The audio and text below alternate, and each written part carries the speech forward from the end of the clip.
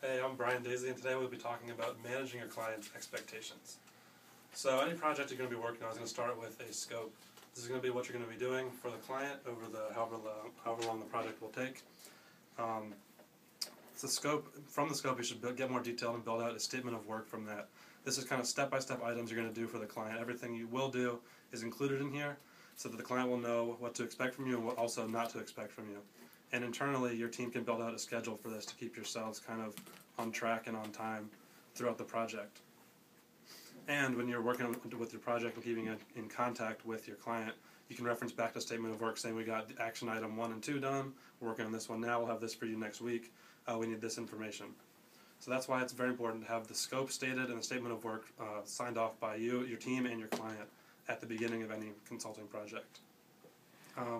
Now, when interacting with your client, there's some important things in language to use, things you want to say, never want to say. If a client asks you a question, you don't say, I don't know. You want to say something like, I'll find out, or I'll get back to you on this, or let me contact my other team member about this issue. And if a client is asking you for something outside of your scope, you can point them to your specific statement of work and say, it's not anywhere on here. We can do this, but it's going to need either more time or more money, so that they'll have realistic expectation of when the project is going to be done, whether it'll come in over or under budget, and things of that nature.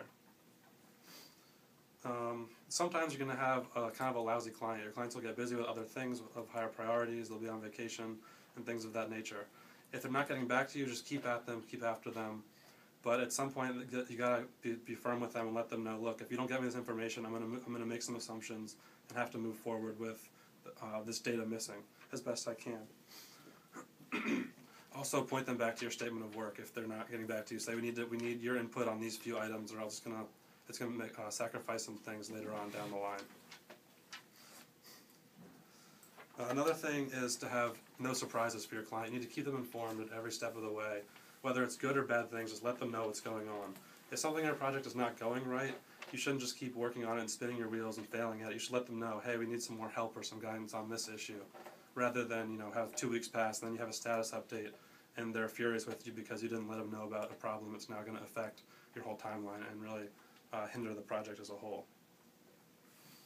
And again, if there's any information that you need, let them know as soon as it comes up, and hopefully they'll be able to get back to you with it. And that's kind of all I got.